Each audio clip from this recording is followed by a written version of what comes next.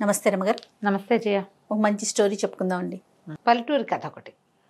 పూర్వం అంటే ఒక పల్లెటూరులో రెడ్డి గారు ఒక ఆయన ఉండేవారు. చానాళ్ళు పిల్లలు పుట్టలేదట. లేక లేక ఒక కుమారుడు కలిగాడు.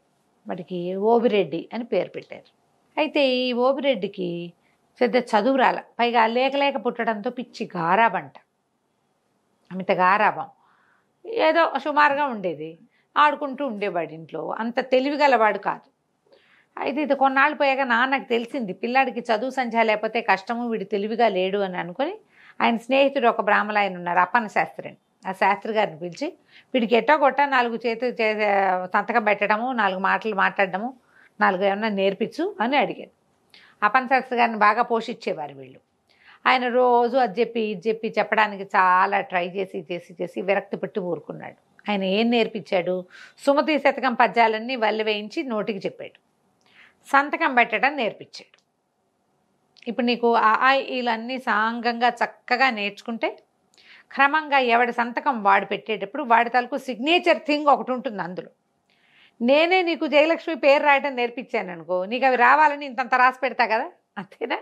అంతేగా. పెద్ద పెద్ద అక్షరాల్లో దిద్ది వాడికి పెద్ద పెద్ద అక్షరాల్లో సంతకం పెట్టడం మాత్రం వచ్చింది. ఈ అప్పన్న గారికి కూడా విసుగు పుట్టింది. వీడు మతిలేని పిల్లవాడు, వాడికే వస్తుందిలే, ఇవి వచ్చిన పద్యాలు చాలు, వాడి సంతకం పెట్టడం వచ్చింది, అదే చాలని వదిలిపారేశాడు. అలా నడిచేది.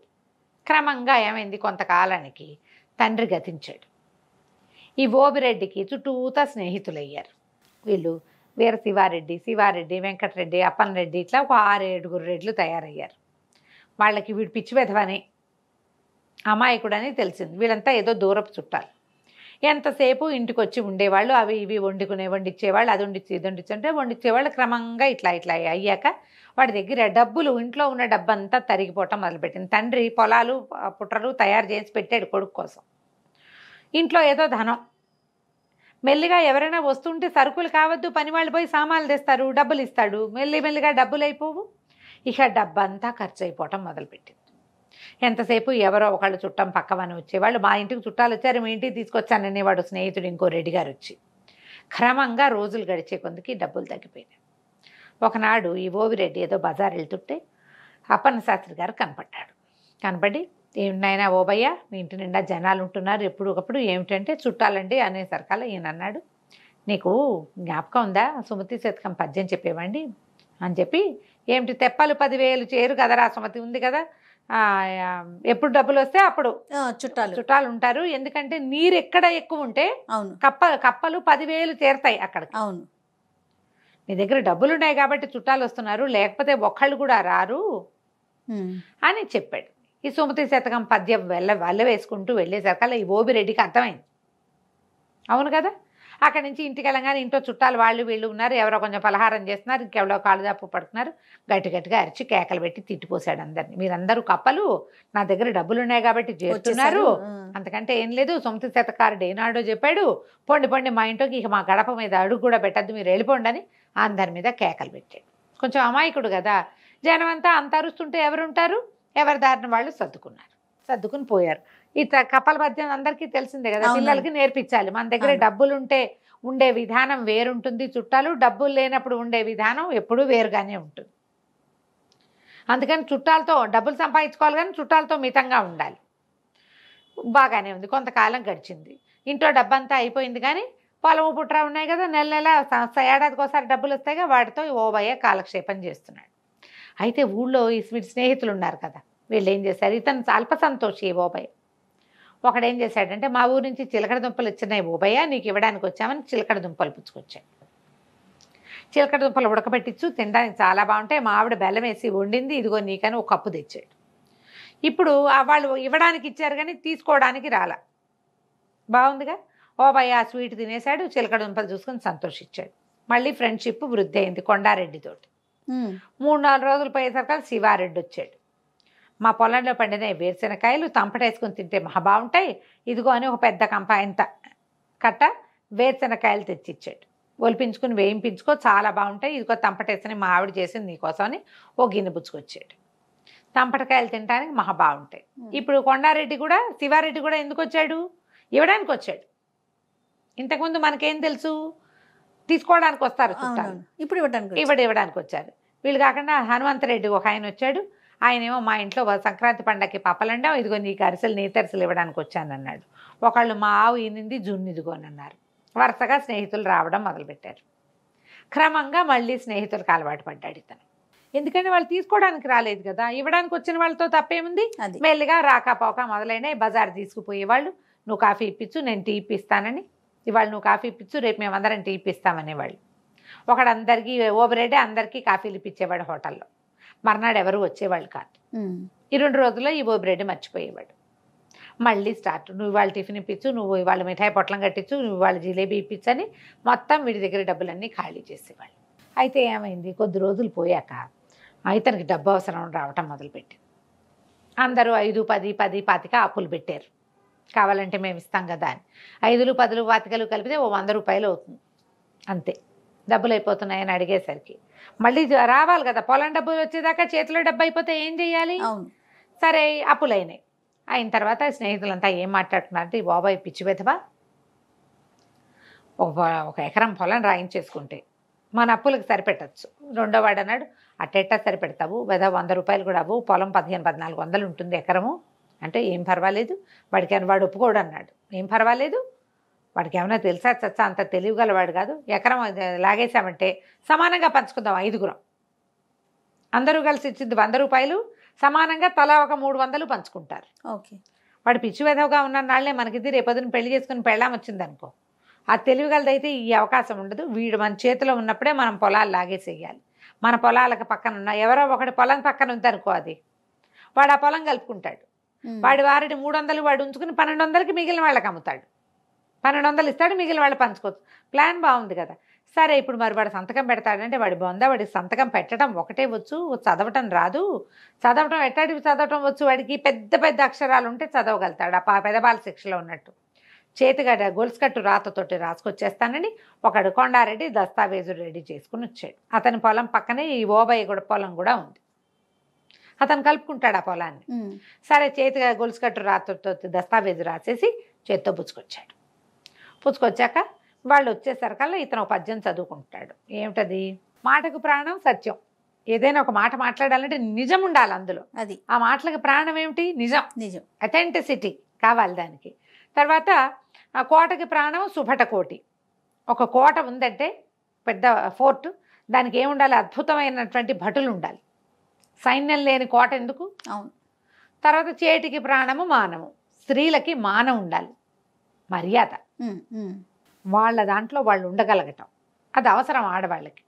తర్వాత చీటికి ప్రాణము చేవ్రాలు. కాగితానికి ఒక కాగితం, దేనికైనా ఒక కాగితం అనే దానికి ప్రాణం ఏంటి, దాని మీద వ్రాలు. చీటికి ప్రాణము వ్రాలు. వ్రాలు అంటే రాత, చేవ్రాలు అంటే చేతి రాత. సంతకాన్ని కూడా చేవ్రాలుగా చెప్తారు. అంతేగా. ఈ పద్యం చదువుకుంటున్నాడు. జనాలు లోపలికి వచ్చారు. 5 ఫ్రెండ్స్ వచ్చి, అబ్బబ్బబ్బా మన బాబాయ్ ఎంత గొప్పవాడరా, ఎంత బాగా పద్యం చదువుతున్నాడు చూడు, అసలు కంఠస్వరం ఎంత బాగుంది, ఆ పద్యం ఎంత బాగుంది, ఎన్ని పద్యాలు వచ్చో వీడికి, మనకి ఇందులో సగం కూడా రావు రోయ్ అన్నారు. అనేసి సంతోషించాడు. వచ్చారు కూర్చోండి అన్నాడు. అన్నాక అసలు ఓబయ్య చేతి వ్రాలు కూడా ఎంత బాగుంటుంది, సంతకం అంటే వీడిదే, ఎంత బాగా పెడతాడు, ముత్యాల కోవ అంటే. అవునా అన్నారు.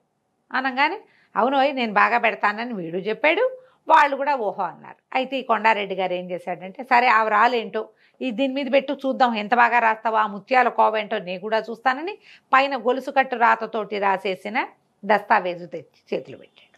వీళ్ళందరూ ఓహో అంటున్నారు. ఇతను అమాయకుడు కదా, గబగబా కలం తీసుకొచ్చి ఓబయ్య వ్రాలు అని రాశాడు. లేదా ఓబిరెడ్డి, ఇంటి పేరు ఏదో ఉంది, చక్రాల ఓబిరెడ్డి వ్రాలు అని పెట్టాడు. పెట్టేసరికల్ అందరూ అబ్బబ్బా ఎంత బాగుంది, అసలు ముత్యాలేగా, ఎంత బాగుందో చూడండి. అందరూ 5 చేతులు మార్చుకున్నారు కాగితాలు. మార్చుకున్నాక ఒక ఆయన అన్నాడు, సరే ఓబయ్య అసలు నీ సంతకం ఎంత ముచ్చటగా ఉందంటే పటం కట్టించుకుని పెట్టుకోవాలరా అన్నాడు. అనగానే ఓబయ్య ఏం చేశాడు, చర్రన ఆ కాగితం లాక్కుని పర్రమని దాన్ని చింపి తన సంతకం పెట్టింది చేతిలో పెట్టాడు. దీన్ని పటం కట్టించుకో అని ఈ కాగితాన్ని ఇట్లా చుట్టి పడేశాడు. కాగితంలో ఏముందో అతనికి ఏం తెలుసు. అక్కడి నుంచి ఎవరెవరా దస్తావేజు చింపేస్తావా నీ దుంపదేగా అని ఆ స్నేహితులు 5 మీద పడి చెంపలు వాయి కొట్టారు ఇతను. వీళ్ళు హాల్లో కూర్చున్నారు. గోలగోలగా వినపడుతుంది. ఆ అప్పన్న శాస్త్రి గారు ఎవరో రైతుతో మాట్లాడుతూ రోడ్డు మీద పోతున్నాడు. ఏమిటి ఓబిరెడ్డి ఇంట్లో ఇంత గోలవుతోందని పరిగెత్తుకుంటూ లోపలికి వచ్చాడు. ఏమిట్రా నాయన, స్నేహితులందరూ తను ఎందుకు కొడుతున్నారో అర్థం కాలే ఆ ఓబిరెడ్డికి. అవి జనాలు ఈయన పెద్ద మనిషి లోపలికి వచ్చేసరికి పంతులు గారు కదా కబుక్కుని ఆగేసరికి ఏమిటయ్యా ఓబిరెడ్డి, ఏం తగాదా, ఎవరినైనా పెద్ద మనిషిని పిలవాలి, మీద పడి దెబ్బలేమిటిది, ఏం జరిగింది అన్నాడు. అడగంగానే ఇతను గబగబా ఏం చెప్పాడు.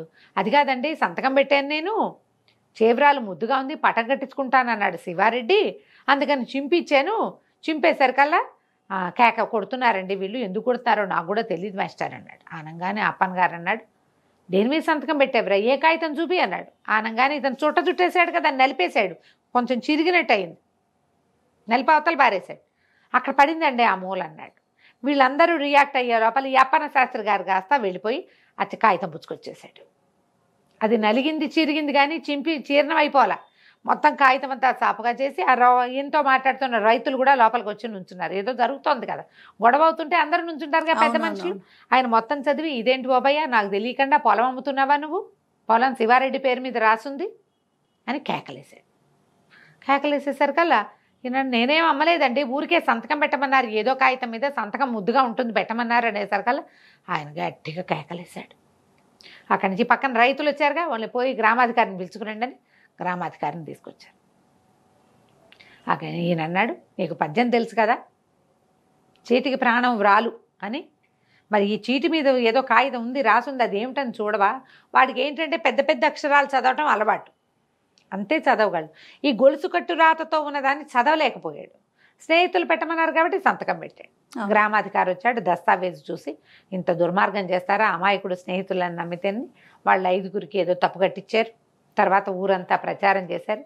ఈ ఓబయ్యని చెప్పారు, నీకు చదువు లేకపోవటం వల్ల ఈ సమస్య వచ్చింది, నీ స్నేహితులు 5గురికి చదువుంది, వాళ్ళు ఒక కాగితం రాసి నీతో సంతకం పెట్టించేయగలిగారు, చూడు ఎంత పని జరిగేదో. ఇది గొడవ కనుక కాగితం కనుక చింపకపోయింటే అయ్యేది కాదు, లేదా వాళ్ళు ఇంకో కాగితం తీసుకొచ్చి సంతకం పెట్టించేవాళ్ళు అని గట్టిగా కేకలేశారు. ఆ తర్వాత ఈ ఓబయ్య శ్రద్ధగా ఆ అప్పన్న శాస్త్రి గారి దగ్గర చదువుకోవటం నేర్చుకున్నాడు. చదువు ఎంత అవసరం చూడు, చాలా ఊళ్ళలో వేలుముద్రలు వేయించేసుకుంటారు. ఇంకా ఇప్పటికీ కూడా వేలుముద్రల కథలు నడుస్తూనే ఉన్నాయి. చదువుకోవాలి. సర్వశిక్ష అభియాన్ కింద ప్రతి వాళ్ళకి ఏదైనా రాసున్నది చదవటం, తమ మనసులో ఉన్నది ఏదైనా రాయటం అనేది అత్యంత అవసరమైన విషయం. ఫోన్లు వాడడం ప్రతి వాళ్ళు నేర్చుకుంటున్నారు, రాయటం చదవటం కూడా అలాగే రావాలి కదా. వస్తోంది ఇదివరకటి కంటే చాలా బెటర్ అయ్యాం. ఇంకా కూడా చదువు చాలా అవసరం. ఏదైనా రాసి ఉన్నదాన్ని చదవకుండా ఎప్పుడూ సంతకాలు పెట్టకూడదు. ఇప్పటికీ కూడా పిచ్చి విధవలాగా జనాలు ఎవరో రాయించిన కాగితాల మీద సంతకాలు పెట్టేటాలు, ఈ ష్యూరిటీ ఉండటాలు, విషయం తెలుసుకోకుండా సాక్షి సంతకాలు పెట్టేటాలు, ఇలాంటివి ఇప్పటికీ జరుగుతూనే ఉన్నాయి. మేము చూడలేదు, పొరపాటున పెట్టామంటారు. అలా చూడడానికి కుదరదమ్మా. పాత కాలంలోనే ఎప్పుడో సుమతి శతకారుడు ఏనాడు చెప్పండి, చీటికి ప్రాణము వ్రాలు అని రాయబడి ఉన్నదే దాని యొక్క లైఫ్. దాన్ని గమనించి పనిచేయాలి. కథ కంచికి మనం ఇంటికి. నమస్తే జయ. సుమన్ టీవీలో మీ పర్సనల్ అండ్ బిజినెస్ ప్రమోషన్స్ కోసం కింది నెంబర్కి కాంటాక్ట్ చేయండి.